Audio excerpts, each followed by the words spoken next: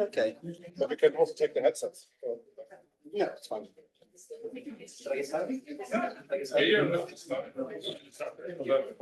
Okay, good afternoon, everybody. Good afternoon, everybody. Okay, that's my, grade 4 teacher trick. Okay, welcome everybody to North Shopping. Everyone went to the right city? Yes? Yes, you all didn't get off the train at the wrong place. That is your first challenge accomplished, so well done. I feel like for us, this is a homecoming. We came here the Aging in Society Research Network came in 2016 when I was lobbying Andreas to be chair. And not only did he do such a wonderful job with the conference has it been 10 years? Oh my God, life moves quickly. It's aging, yeah, that's right. And in the 10 years we have gone to some amazing places. We have extended our partnership reach. What's so wonderful is to see so many familiar faces here in the room, but also so many new faces as well. So I'd really like to thank you all for being here. I'll try and be as brief as possible and just stick to the kind of operational part of what we do. The research network has kind of 3 aspects to it. You know, this is the conference. This is a very important part of it. As I said, Andreas will talk to the theme, but I'll talk a bit broadly about how we will operate for the next few days. So we have our keynotes, which will all be here, and the parallel sessions. We also have a session type called the Talking Circle. You'll see that tomorrow in your program. The Talking Circles are grouped by the themes. What I ask you to do is just choose a room that best fits your research area, go to that room, introduce yourself, say a little bit about who you are, when you're presenting, and that's a really nice way to get people connected thematically and practically. So the Talking Circle is a very important part of what we do. The other thing is I'd like to recognise our Emerging Scholar awardees for this year. If they could stand up for 1 second, please. We'll give them a round of applause.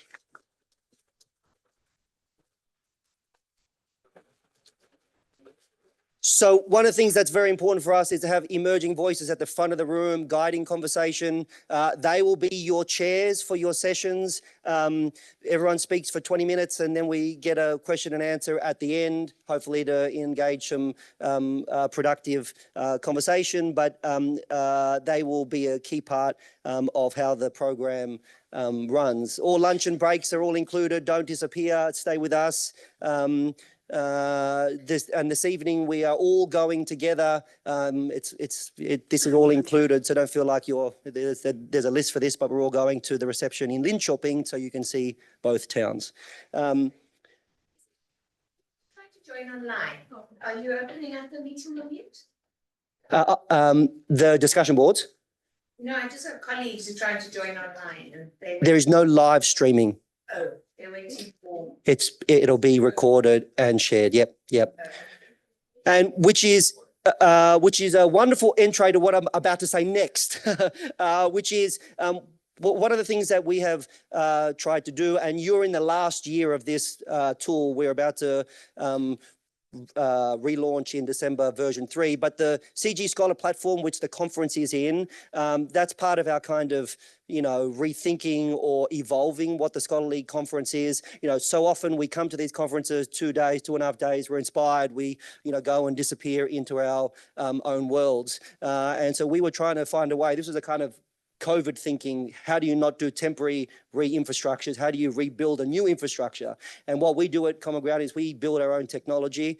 So we're on both sides. We're both thinking about content in its substantive sense, but also in a more general sense as well. So there are 60 presenters who are online presenters. If you go to the online tab, you will see their presentation page, online content.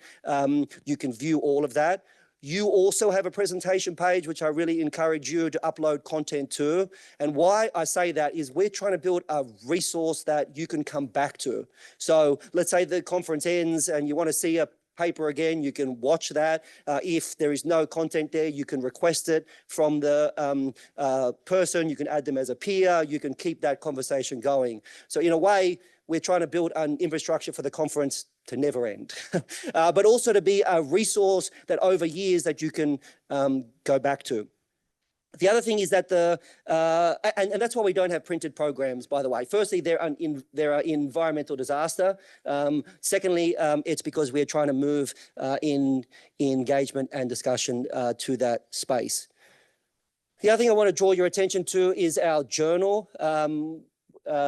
We have a fantastic journal. I encourage you to submit your papers to that journal. But one of the things that I also want you to do is to be aware that as part of your conference registration is a network membership, which gives you access to how many years we're doing this now? 15 years of content we have published. So one of the things which is really important for you to do, is to go in and use that, cite each other, help raise the waterline together. So I just want to make sure that you know that you have that publication possibility and that access. We're always looking for content experts, for peer reviewers. So if there's something that you are interested in there, please come and talk to us. What's amazing is in this room, we have 2 future hosts. Our hosts from Turkey here, if you want to wave your hand, next year, which is exciting. We'll give them a round of applause. And maybe our host in Australia in 2000 and the year after, right there.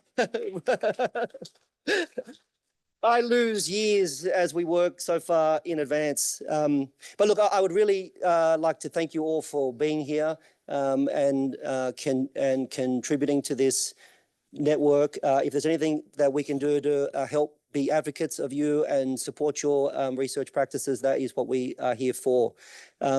With that, I'm going to hand over to Andreas, who to say a few words. I also want to recognize Lars, who's the head of department. Is Lars right there? Sorry, I didn't want to predict who Lars was. You could guess. Yeah. So because it's wonderful that you've opened your doors to us. This is a fantastic institution with fantastic researchers, and one of those is Andreas and the team that he brings around them. So I'm going to hand over to you. Thanks for the introduction. It's always difficult to speak after you, and I have some training over the years because you're always faster and more comprehensive than I could be, even if Susanne says that I'm the fastest here, but you're faster. So this is really my forerunner. So this, yeah, this. Well, I tell you, it's Australian style if you think I'm fast. So yeah, I would like to welcome you to the Aging and Social Change Conference here on site. And according to my numbers, we have 140 registered participants. And you said 60. I have 40 on my list, but online. But probably Phil has the correct numbers. And our conference focus is the aging, intergenerational solidarity, and the polycrisis. And this affects, in a way, also work that we are doing here at the Division of Aging and Social Change. We have some difference between aging and social change and aging and social change because we have the American and the European style of writing. So, but it's also not intended to have exactly the same institution here, not at all. But it's just a coincidence that happens in this process. We know aging is not a static process, and well, then there is the polycrisis, and if that is the case, that aging is not static, then the polycrisis impacts aging, or what we see as aging. And this is something we thought could be discussed here. It could be a good topic for this event. And we want to talk about the interwoven challenges of our times and the impacts on aging from climate change, economic uncertainty, demographic shifts, but also social fragmentation. Crises that are not arriving in isolation, but we want to talk about them in a package, in their interactions. They converge, they interact, and they amplify one another, and they also should impact research if we are doing research that is timely. And I hope we can say that it does impact our research. We don't have just a series of problems, so it's not just the climate change, it's not just the economy, but that's combination. And we thought then also that intergenerational solidarity as a normative framework or a practice relates massively to this because it's discussed at least as a strategy, as a perspective of solving or at least mitigating effects of the poly crisis, and sometimes and in one research project, and I don't see you were there. We are also talking about the COVID-19 pandemic as a crisis example that could give us hints how to handle these issues in general. And you will hear something about this. We are what is 9 o'clock, 10 o'clock, at least Friday morning, in a plenary panel. No shipping itself will be kind of the background, gives us a nice stage for this. And no shipping, you probably have walked around a little bit or so. It's not a brand new glass and concrete city, but it reflects quite a lively history of ups and downs, nearly total downs and recovery at some time. And it could give us at least some hint how time and crisis interact, and what the results could be. And we are quite grateful for the inspiration, even if it's not always hard, even if it's not always easy to live in a kind of museum in an industrial landscape here, so that which is not built for university, but it was rebuilt as a nice university place. We have two exciting lectures now and tomorrow by Liat Ayalon and Lukas Meyer, and you will see them. And I don't see them at the moment here, but oh, hi. So I saw you before. We had lunch, so I should have recognized you again. But so you will start at 4 o'clock and on time, if I don't waste your time so much. But I want to advertise for our welcome reception this evening, and invite you to participate in the welcome reception at Konzert und Kongress, the Concert and Congress Center in Linköping. Probably none of you has arrived in Linköping by accident, which is quite a common mistake here, just leaving the train at the wrong station, because it sounds similar, but it's quite distinct cities of a similar moderate size. And Linköping University is located in both cities, 2 campuses in Linköping, 1 campus here in Norrköping, and a very small campus also in Stockholm, in order not to neglect this. But we are commuting between the 2 places. Even our department is split or distributed. Can I say split? No, it's distributed. So, now he's stealing most of my speech. Okay. So this is the problem with being in different places sometimes also, but at least I try to skip this a little bit. So I will not do so. And he will talk about this, but I want to invite you for this evening in Linköping, and Lars will talk about the difference and the convergence and so on. Okay, but we will have a warm welcome with this, by the city mayor, the dean of the Faculty of Arts and Sciences, and we will have the chair of Health and Social Care Administration. Not finishing with that, we also have, and they will introduce this, and I will not steal their time with them or their topic. They will introduce information stands, so you have a chance to meet people from the Linköping municipality administration working with topics, policy topics on a regional and local level. That are our field of research mostly. And besides of this, there will be some entertainment at a buffet, which is also quite interesting. And we have buses, so you don't have to do anything. You just jump on the bus outside. We will bring you to the bus. We will bring you back here. No risk, just fun and some entertainment. In this case, we have some not so funny things in the end. We have safety instructions by Camilla Rosen, who is hiding behind the screen here. Camilla, you're the coordinator of our division, and I would like to take the opportunity to thank you for everything that you did. So you ruined your life to help us and organizing this conference. And I would also like to thank Common Ground, Alba, Tamsin, and Phil. And you saw Phil. Tamsin is not here, I think, but somewhere you met Alba, probably still outside. And for the engagement and for making this event possible since 2016, since you convinced me, I don't know why, and how to jump on this train, but it's a nice journey, and it brought us to many places already. We had a slight break under the pandemic where we tried to meet online, which worked more or less as everything was more or less good under the pandemic. But we recovered from this then in the previous years, and I think we are back on track, and we will move to Turkey next year And we already introduced, and maybe to Australia, I don't know. I don't know how far you are at the moment, but maybe we are a little bit further, but not far enough to announce it already. But we'll meet in Turkey next year, and we have another special focus on demographic futures, political adaptations, and social transformations, which is highly relevant and highly interesting, and I hope to see you also there. The venue is a Congress Center in Antalya, and you will talk about this in detail in the closing ceremony, so I will not steal your topic in this case. Let me express simply my appreciation for your contributions, for your presence here, and for your interest in presenting. And I would like now to hand over to Nico. I will not steal your topic as well. You're the conference host and also a researcher at our division. And yeah, Nico took on much of the workload for the conference preparations that was on my table also. I try to train myself in handing over things also.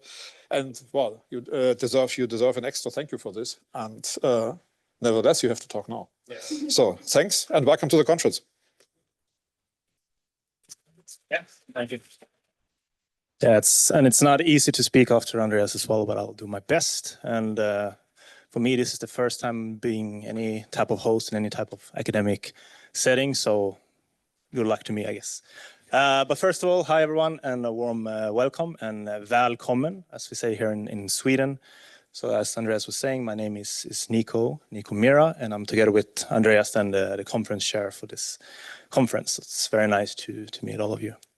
And to share a little bit about me and why and how I'm sort of connected to this conference theme of aging and generational solidarity and the poly crisis. So I'm very much approaching this from the crisis perspective. I believe that climate change is perhaps one of the main challenges of our times.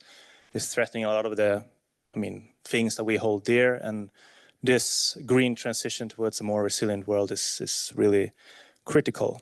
And personally, I've been working with sustainability issues outside of academia, both in the public and in the private sector for some time as well. And it's been really meaningful and productive work as well. But I've always felt that there's been sort of a missing piece to this puzzle. And this missing piece, I believe, is the sort of deeper understanding on how we adapt and how we change human behavior and also social systems to sort of face this crisis. Because at the end of the day, climate change is a profoundly human problem. And that's the same thing with other crises as well. It's always about how we choose, how we value, and how we negotiate sort of the future that we want to have. And all of these reflections led me to this PhD that I'm doing here now at Linköping University at Aging and Social Change under the tutelage of Andreas. And the more specific research focus that I'm doing is on intergenerational relations in the context of the green transition. And for me, then aging is very much this dynamic site of intergenerational negotiation where you have societal resilience, legitimacy, and sort of justice sort of reimagined in the face of crisis. And in simpler terms, it's about intergenerational solidarity. How do we perceive of it? What are the different responsibilities and roles that we have to it? And also the limits to intergenerational solidarity as well. So these are extremely interesting questions, I think, and I assume all of you as well, because you're all here. So I'm looking forward to participate in all the sessions that we have throughout this week and learn more about it. And maybe I'll do a little extra marketing for the panel that we have on Friday, which is the research consortium that I'm part of, the Futurize Consortium, where we'll discuss these topics a little bit more in detail from 3 different country contexts of Sweden, Germany, and the UK. So I think I'll stop there, but once again, a warm welcome to Sweden in this somewhat chilly Swedish weather as well. So thank you, and then I think Lars is next.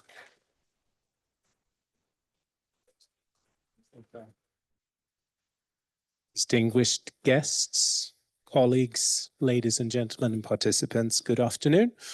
My name is then Lars Jämterud, and it is actually an honor as head of the Department of Culture and Society to welcome you all, not to this conference, you've already been welcomed several times, but definitely to Linköping University, to Campus Norrköping, to our Department of Culture and Society, and to this room here today. It is so nice to hear the buzz and excitement of meeting international people. Some of you know each other, some of you are new. It's always fascinating, I think, with international conferences and with all the knowledge that you're going to get, but all the networking that you're going to do as well. But it is a privilege for us as a department as well that we've been given this task of hosting this conference. And the department as such is quite a vibrant academic environment, a broad one where social sciences, the humanities and aesthetic disciplines converge. Our department is built on the belief that understanding language, culture and society is essential to addressing the complex challenges of our world. And as Andreas said, we reside in two cities, Linköping and Norrköping. It's very nice to understand that you go into Linköping this afternoon.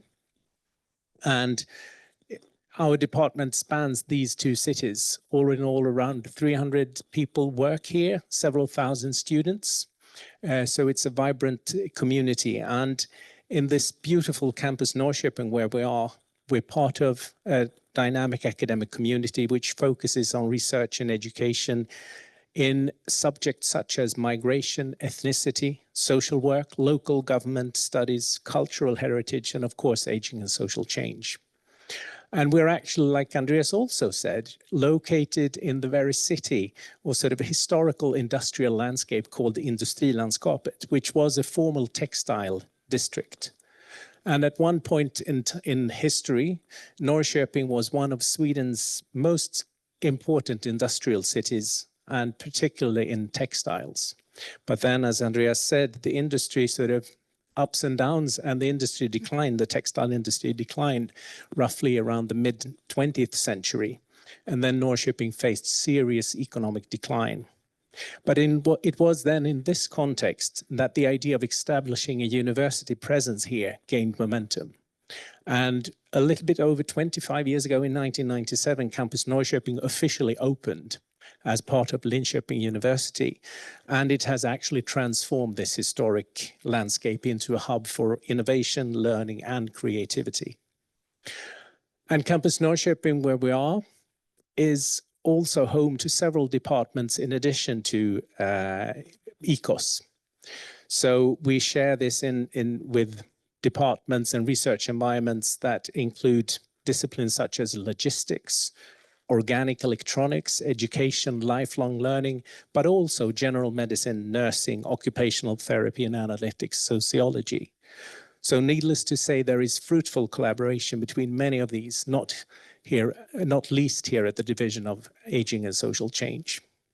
And to just mention one such interdisciplinary and trans-departmental project that goes on at the moment, the research program on dementia care called DemiCare. It is aimed at investigating how municipalities and regions actually work with dementia care, with a focus on collaboration between home care, home health care, and primary care. And this includes researchers from aging and social change, social work, nursing, biostatistics, and several other disciplines here at Campus Norrköping. So the interdisciplinarity is really ingrained in what we do here at the department, but also at Linköping University.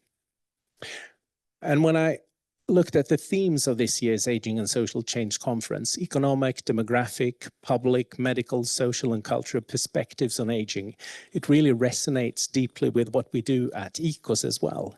Whether we're exploring migration, local government, social support, ethics, media, or historical narratives, questions of aging and social transformation are recurring themes here at ECOS in many different disciplines.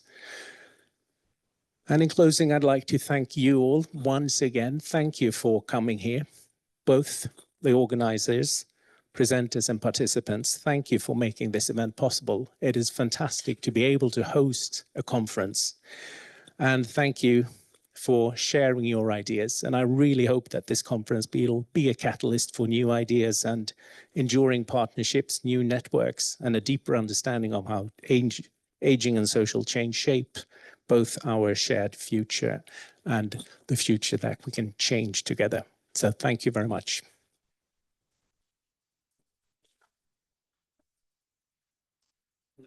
I think Camilla is the next one.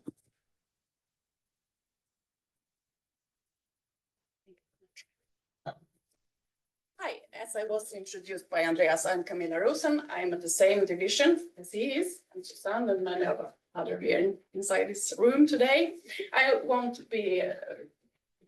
talk for long. I know you're here to socialize and learn a lot and have a good time. So I just want to remind you that we have to be safe when we have a good time. So if you hear an alarm, it means that we have to evacuate, and we have to evacuate calmly but quickly. And as you know, and you saw when you entered this room, there is a stream outside. So you walk along to the stream, actually. There are evacuation doors. It sounds funny, but it's true. So you walk through those doors and you see the stream, and you go right, and you walk all along the building to the assembly point, which is located in that corner of the building. And if you think that's crowded, you saw the stairs. You can walk upside the stairs and just walk the roof here to the entrance in that way and go to the assembly point in that corner. So, questions? Do you feel safe? Do you know what to do if you hear an alarm? Please say yes. Yes.